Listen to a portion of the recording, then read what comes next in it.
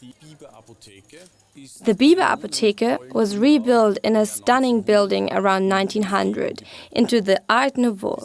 Today, you can still recognize the Art Nouveau if you take a closer look at the shop windows, which were smoothed in lead crystal and are still retained in lead crystal.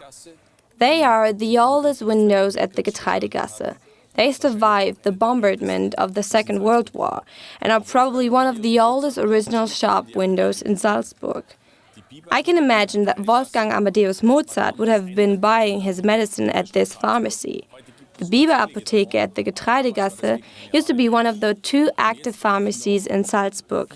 Today, you can find plenty of pharmacies in Salzburg, but back then, pharmacies were very rare. I would like to tell you where this pharmacy got the name Biberapotheke from. Biber is the German word for beaver, and back then beavers were almost exterminated. The reason for that was that beavers had a special healing power. The name of this agent was Bibergeil.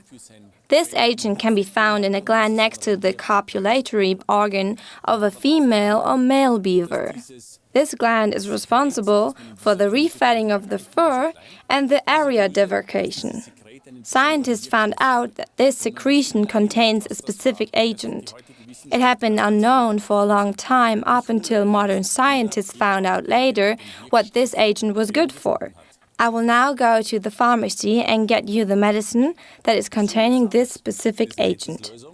The agent that can be found in the gland of the beaver is called acetylsalicylsäure, which is known as aspirin.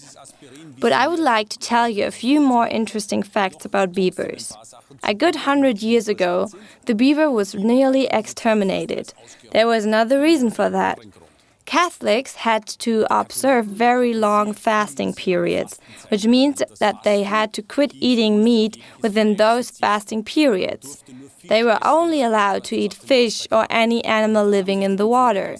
But the Catholics had an idea. As the beaver is an animal that lives in the water, they said they should be allowed to eat the meat of the beavers. But I would like to talk about those fasting periods first.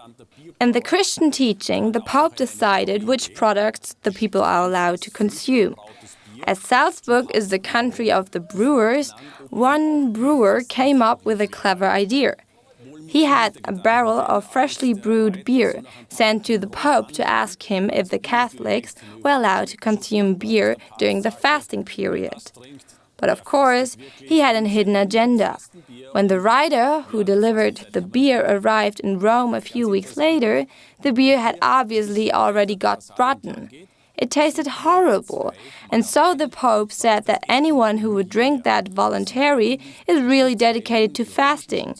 Since then, people have been allowed to consume beer during fasting periods. Another interesting thing is that if you continue to go along the veneer, you will see 2 paintings to show Aesculap and Hygeia. They are the Roman patrons of the pharmacists. On the Abtor in the Kaiviertel, which is farther south, I will show you the place where the Roman temple had originally been located. The temple was dedicated to the 2 goddesses. But I will now talk about things of which we are still not entirely sure of, why they actually function and how they affect the human being. I have a good example for you. The wood of the Arola pine, which is a plant that is located around the area of the Alps, has a special impact to the human body. It relaxes the body and puts the pulse at rest. Any agriculturalist that was able to afford it paneled a room in this area with this special wood. In castles, the ceilings of rooms were actually built out of Arola wood. People already knew back then what was good for the human being. In this particular case, it is still not clear why Arola pines are so beneficial, but I'm pretty sure that people will find out in the future, just as they found out about the segregation of the beaver. Let's say we'll meet up right here in 50 years, and I'm pretty sure that I will be able to tell you what's behind all this.